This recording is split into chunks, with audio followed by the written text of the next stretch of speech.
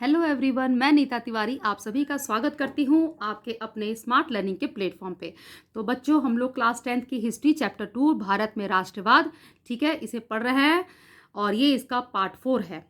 तो इसमें हम शुरू करेंगे सविनय अवज्ञा आंदोलन यानी कि सिविल डिसओबीडियंस मूवमेंट से। ठीक है, तो पिछले वीडियो में हमने क्या पढ़ा था कि महात्मा गांधी ने कैसे असहयोग आंदोलन जो नॉन कॉपरेशन मूवमेंट था उसे कैसे स्टार्ट किया था, क्यों स्टार्ट किया था, क्यों उन्होंने जो खिलाफत का मुद्दा था उसे उठाया था और कैसे महात्मा गांधी ने क्या रीज़न था कि उन्होंने जो नॉन कॉपरेशन मूवमेंट था उसे उन्होंने वापस ले लिया। ठीक है, तो ये सारी चीज़ें जो है हमने पिछले वीडियो में पढ़ ली थी और मुझे उम्मीद है कि आपने वो जो वीडियो है ज़रूर देख लिया होगा। नहीं देखा होगा तो प्लीज़ आप लोग उसे ज़रूर देख लीजिएगा।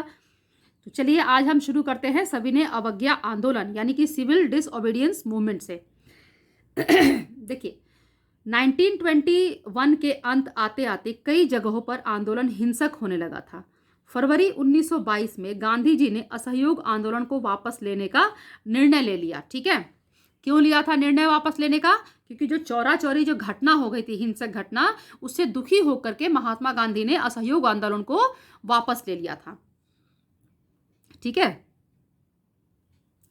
कांग्रेस के कुछ नेता भी जनांदोलन से थक से गए थे और राज्यों के काउंसिल के चुनावों में हिस्सा लेना चाहते थे।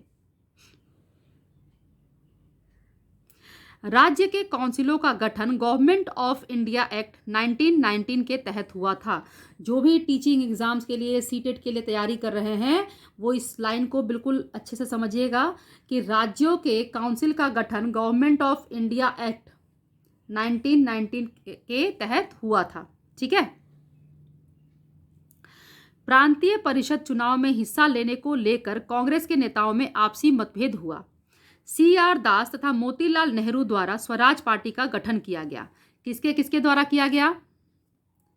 CR दास तथा मोतीलाल नेहरू, ठीक है, इनके द्वारा स्वराज पार्टी का गठन किया गया ताकि प्रांतीय परिषद के चुनाव में हिस्सा ले सके। ठीक है, तो याद रखिएगा कि CR दास तथा मोतीलाल नेहरू के द्वारा स्वराज पार्टी का गठन यानी कि स्वराज पार्टी बनाया गया।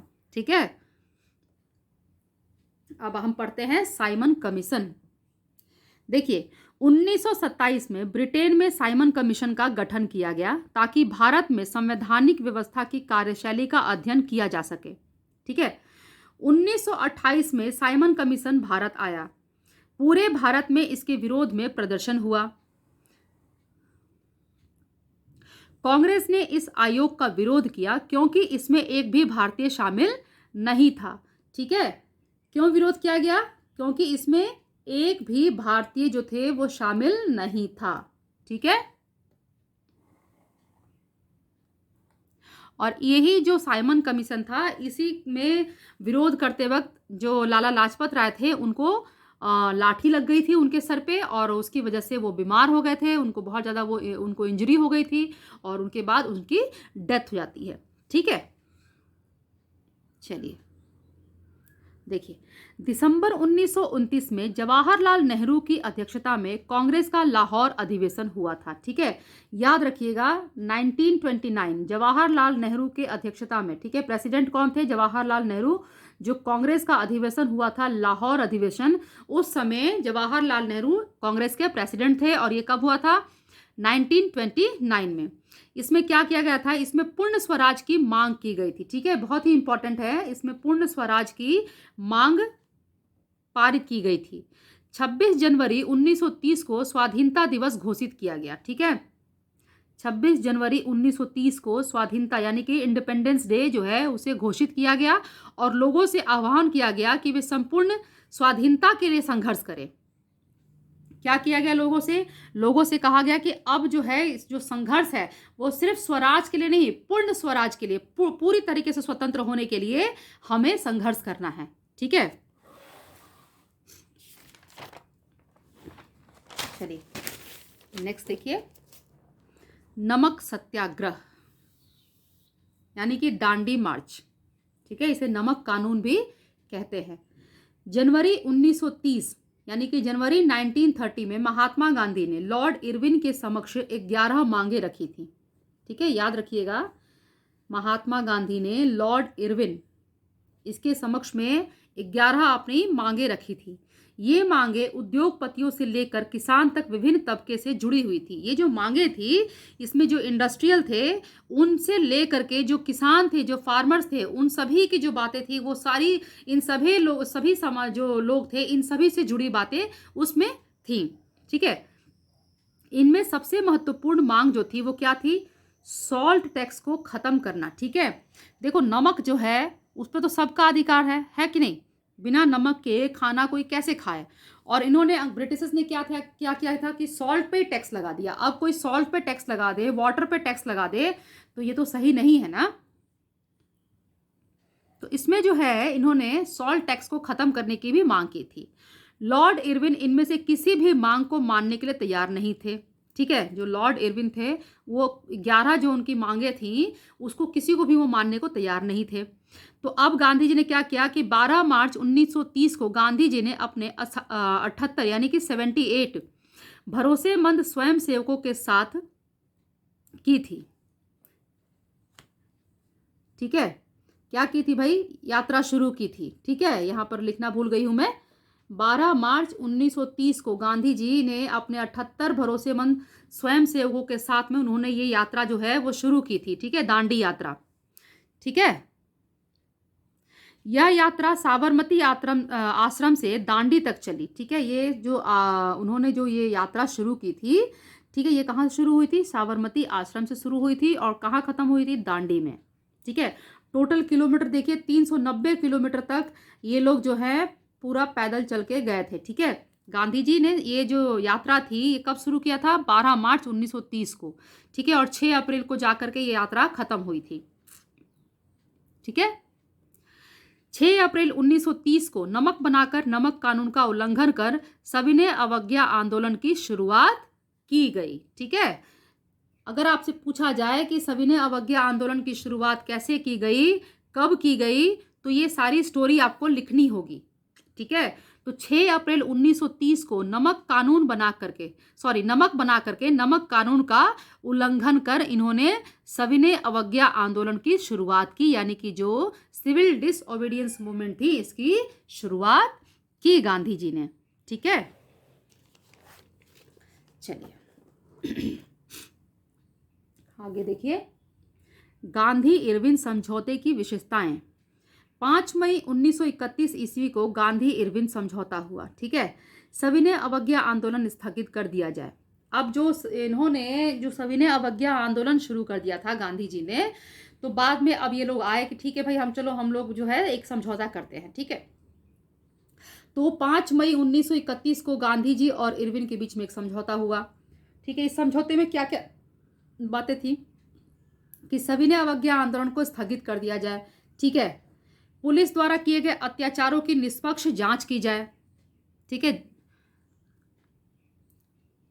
जो पुलिस ने जो अत्याचार किए थे उसका जो है निष्पक्ष जांच किया जाए। यानी कि आपको याद होगा कि जलियांवाला बाग हत्याकांड था, उसमें कैसे जनरल डायर ने गोलियां चलवा दी थी, कैसे जो शांतिपूर्वक जो भी ये लोग प्रदर्शन करते थे उस पर पुलिस वाले क्या करते थे, इन लोगों को मारना पीटना और गोलियां चलाना शुरू कर देते। तो इन सभी चीज़ों की निष्पक्ष जाँच की जाए और नमक पर लगाए गए सभी टैक्स को हटाए जाए। ठीक है, तो ये जो ये समझौते में जो गांधी इरविन समझौता हुआ इसमें ये सारी बातें थी। ठीक है, चलिए अब देखते हैं कि ये जो सिविल डिसओबीडियंस मूवमेंट था इसमें किस किस ने भाग लिया।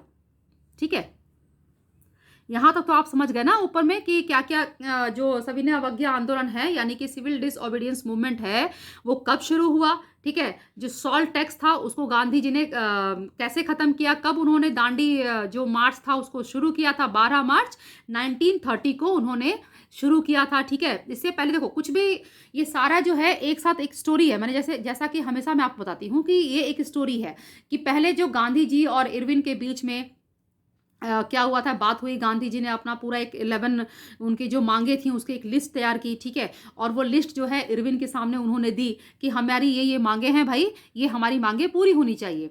ठीक है, जिसमें कि सबसे इंपॉर्टेंट क्या था कि सॉल्ट टैक्स को हटाया जाए। लेकिन जो इरविन था उसने कोई भी मांग उनकी नहीं मानी। तो नहीं मानी तो अब गांधी जी ने कहा ठीक है भाई तुम मत मानो, हम खुद ही अपना उपाय कर लेंगे। ठीक है, तो अब गांधी जी जो थे वो उन्होंने 12 मार्च 1930 को अपने 78 साथियों को लिया और उन्होंने यात्रा जो है साबरमती आश्रम, ठीक है, जो महात्मा गांधी का आश्रम है साबरमती में, ठीक है, तो साबरमती आश्रम से उन्होंने ये यात्रा शुरू की और जाके दांडी में ख़त्म किया। और दांडी में 6 अप्रैल 1930 को उन्होंने नमक बनाया और नमक बना करके ये जो नमक कानून था, ठीक है ना, जो सॉल्ट लॉ बना रखा था, इसे उन्होंने तोड़ा, ब्रेक किया। ठीक है, और इसके साथ ही उसी समय से सविनय अवज्ञा आंदोलन शुरू किया गया, यानी कि सिविल डिसओबीडियंस मूवमेंट जो है वो शुरू हो गया। अब इसके बाद क्या हुआ कि 5 मई जब ये जो आंदोलन शुरू हो गया तो ठीक है, अब इरविन ने सोचा कि चलो भाई ठीक है अब हम समझौता करते हैं।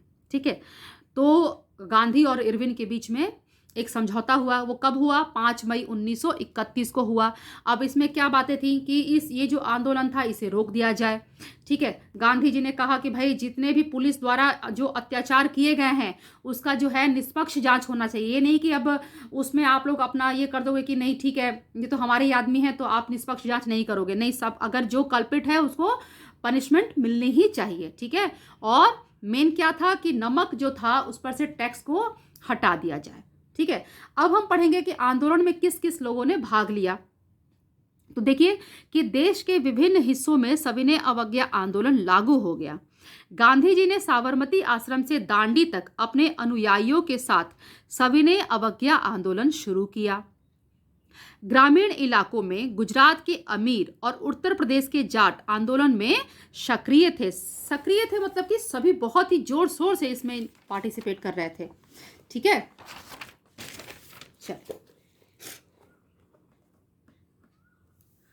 चूंकि अमीर समुदाय व्यापार अवसाद और गिरती कीमतों से बहुत प्रभावित थे, वे सविनय अवज्ञा आंदोलन के उत्साही समर्थक बन गए।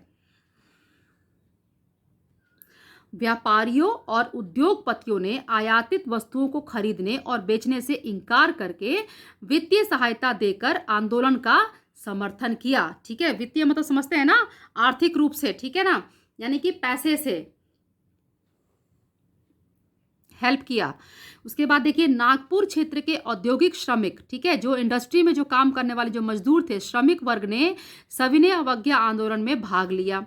रेलवे कर्मचारी, डाक वर्कर्स, छोटा नागपुर के खनिज मजदूर, ठीक है, छोटा नागपुर में वहाँ खनिज है ना, बहुत सारे वहाँ खनिज मिलते हैं, तो वहाँ जो मजदूर थे उन सभी ने इस विरोधी रैली में इसमें उन्होंने ये जो आंदोलन था इसमें ये शामिल हुए और इन्होंने पूरे इस अभियान को सक्रिय बनाने के लिए, फुलफिल करने के लिए इसमें पार्टिसिपेट किया। ठीक है, चलिए नेक्स्ट देखिए सविनय अवज्ञा आंदोलन की मुख्य घटनाएं। चलो समझो इसको। देश के विभिन्न हिस्से में नमक कानून का उल्लंघन, ठीक है, विदेशी वस्तुओं का बहिष्कार, शराब की दुकानों की पिकेटिंग और वन कानूनों का उल्लंघन। ठीक है, चलिए बढ़ते हैं आगे। अब देखिए सविनय अवज्ञा आंदोलन में ब्रिटिश सरकार की प्रतिक्रिया। अब सविनय अवज्ञा आंदोलन जो था यानी कि सिविल डिसओबीडियंस मूवमेंट जो था, इसमें जो ब्रिटिश सरकार थी उनकी क्या प्रतिक्रिया थी। ठीक है, तो कांग्रेस नेताओं को हिरासत में ले लिया गया। ठीक है, यानी इनको कैद कर लिया गया, निर्मम दमन किया गया, शांतिपूर्ण सत्याग्रहियों पर आक्रमण, महिलाओं व बच्चों की पिटाई, लगभग 1 लाख लोग गिरफ्तार। ठीक है, तो आप देख रहे हैं कि किस प्रकार जो है आंदोलन हो रहा था और उसमें लोग जो पार्टिसिपेट कर रहे थे, तो जो ब्रिटिश सरकार थी, ब्रिटिश गवर्नमेंट थी, वो किस तरीके से लोगों के साथ में लोगों को टॉर्चर कर रही थी, क्या क्या कर रही थी। ठीक है, चलिए आगे देखते हैं, गर्मी बहुत ज़्यादा लग रही है। सविनय अवज्ञा आंदोलन के प्रति लोगों और औपनिवेशिक सरकार ने की प्रतिक्रिया।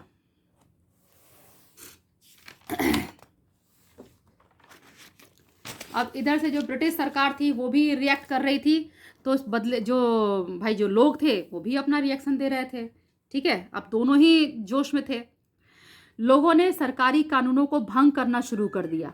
ठीक है, आंदोलन को दबाने के लिए सरकार ने कठोरता से काम लिया है। लोग जो है, अब देखिए यहाँ दोनों का मैं यहाँ पर मैंने लिख रखा है, ठीक है ना। लोगों ने क्या किया, सरकारी कानूनों को तोड़ना शुरू कर दिया। दूसरी तरफ आंदोलन को दबाने के लिए जो सरकार थी वो कठोरता से काम ले रही थी। हजारों लोग जो थे वो जेल चले गए, गांधी जी को भी कैद कर लिया गया, ठीक है। अब जो जनता थी, ठीक है, जो आम पीपल जिसे कहते हैं, वो इसमें बढ़ चढ़कर भाग लेने लगी, ठीक है। सविनय अवज्ञा आंदोलन की विशेषताएं। इस बार लोगों को न केवल अंग्रेजों का सहयोग करने के लिए अंग्रेजों का सहयोग न करने के लिए बल्कि औपनिवेशिक कानूनों का उल्लंघन करने के लिए भी कहा गया, ठीक है भाई। कहा गया कि जो भी इन लोगों का जो ये लोग जो कानून बनाते हैं इसका भी उल्लंघन करिए, ठीक है। आप न केवल आप उनको सहयोग करना छोड़ दीजिए, बल्कि जो कानून है उनके द्वारा बनाया गया उसका भी हमें उल्लंघन करना है, ठीक है। देश के विभिन्न भागों में हजारों लोगों ने नमक कानून तोड़ा तथा सरकारी नमक कारखाने के सामने प्रदर्शन किए, ठीक है। विदेशी वस्तुओं का बहिष्कार किया जाने लगा। किसानों ने लगान और चौकीदारों ने कर चुकाने से इनकार कर दिया। वनों में रहने वाले लोगों ने वन कानूनों का उल्लंघन करना आरंभ कर दिया। जो फॉरेस्ट के जो लोग थे, आप सभी जानते हैं कि जो हमारे जो आदिवासी हैं, जिन्हें कि कहा जाता है कि जो भारत के जो मूल निवासी हैं वो कौन है, वो ये आदिवासी ही हैं, ठीक है। तो भाई ये तो जंगल में ही रहते हैं और जंगल की चीज़ों का ही उपयोग करके इन लोग का खाना पीना रहना सब चलता है। लेकिन अंग्रेजों ने क्या किया था कि वहाँ भी कानून बना दी था। तो अब जो वन में जो रहने वाले लोग थे, अब इन्होंने भी वन कानून को तोड़ना शुरू कर दिया, ठीक है। अब देखिए सविनय अवज्ञा आंदोलन में महिलाओं की भूमिका। अब ये जो सविनय अवज्ञा आंदोलन था, यानी कि सिविल डिसओबीडियंस मूवमेंट जो था, इसमें ऐसा नहीं था कि सिर्फ पुरुषों ने ही भाग लिया था, जो मेल पर्सन थे, नहीं ऐसा नहीं था। इसमें जो फीमेल थी, जो महिलाएं थी, उन्होंने भी इसमें अपनी महत्वपूर्ण भूमिका निभाई है। औरतों ने बहुत बड़ी संख्या में गांधी जी के नमक सत्याग्रह में भाग लिया। हजारों औरतें उनकी बात सुनने के लिए यात्रा के दौरान घरों से बाहर आ जाती थीं। उन्होंने जुलूसों में भाग लिया, नमक बनाया, विदेशी कपड़ों और शराब की दुकानों की पिकेटिंग की, ठीक है। नेक्स्ट देखिए, कई महिलाएं जो हैं वो जेल भी चली गई। ग्रामीण क्षेत्रों की औरतों ने राष्ट्र की सेवा को अपना पवित्र दायित्व माना, ठीक है। तो आप सभी देख सकते हैं कि किस तरीके से जो फीमेल थी, जो औरतें थी, उन्होंने भी किस तरीके से इस सत्याग्रह में, ये जो मूवमेंट था, इसमें उन्होंने पार्टिसिपेट किया, ठीक है। चलो आगे देखते हैं क्या है। सविनय अवज्ञा आंदोलन कैसे असहयोग आंदोलन से अलग था, ठीक है। ये क्वेश्चन आ सकता है आपको, ठीक है, ये इंपॉर्टेंट है। तो चलिए, इसमें जो है इसको मैंने इसका बहुत छोटा सा पार्ट यहाँ पर ऐड किया है। नेक्स्ट वीडियो में इसको पूरा एक्सप्लेन कर दूंगी कि सविनय अवज्ञा आंदोलन जो है वो कैसे असहयोग आंदोलन से अलग था। जो इसमें जो मैंने 2 पॉइंट्स दिए हुए हैं उसको हम अभी डिस्कस कर लेते हैं, ठीक है। असहयोग आंदोलन में लक्ष्य क्या था? सिर्फ स्वराज का था, लेकिन इस बार क्या था? पूर्ण स्वराज का था, ठीक है। फर्स्ट डिफरेंस आपको दिख गया। असहयोग में कानून का उल्लंघन शामिल नहीं था, जबकि इस आंदोलन में कानून को तोड़ना शामिल था, ठीक है। असहयोग आंदोलन जो था उसमें सिर्फ क्या था कि हम कोऑपरेट नहीं करेंगे, ठीक है। लोगों ने सरकारी दफ्तरों को छोड़ दिया, कोर्ट जाना छोड़ दिया, स्कूल जाना छोड़ दिया, ठीक है ना। लेकिन कोई भी जो लॉ था उसको तोड़ना उसमें शामिल नहीं था। लेकिन जो सिविल डिसओबीडियंस मूवमेंट था, इसमें अब क्या था कि हम जो भी लॉ है हम सब कुछ तोड़ेंगे, ठीक है ना। तो ये भी चीज़ इसमें शामिल थी। तो 2 डिफरेंस जो है मैंने यहाँ पर आपको बताए हैं। बाकी और जो चीज़ें हैं और भी बहुत कुछ है इस चैप्टर में जो हमें पढ़ना है, वो हम लोग अब नेक्स्ट वीडियो में पढ़ेंगे। आज के वीडियो के लिए बस इतना ही। अब आप लोग मेरे वीडियो को देखिए। वीडियो देखने के बाद आपको पसंद आ जाए तो वीडियो को लाइक कर दीजिए। मेरे चैनल को अगर अभी तक आपने सब्सक्राइब नहीं किया है तो प्लीज़ मेरे चैनल को सब्सक्राइब कर लीजिए। बेल आइकन को प्रेस करना बिल्कुल भी मत भूलिएगा, क्योंकि मेरे आने वाले वीडियोस के नोटिफिकेशन आपको तभी मिलेंगे जब आप बेल आइकन को प्रेस करेंगे। और आप लोग मुझे कमेंट करके ये ज़रूर बताइए कि आपको मेरा वीडियो कैसा लगता है। एंड बच्चों, आप लोग मेरे वीडियो को ज़्यादा से ज़्यादा शेयर भी ज़रूर करिए। तो चलिए अब हम लोग नेक्स्ट वीडियो में मिलेंगे, तब तक आप लोग पढ़ते रहिए, अपने एग्जाम की तैयारी कीजिए, खुश रहिए, मुस्कुराते रहिए। Bye bye.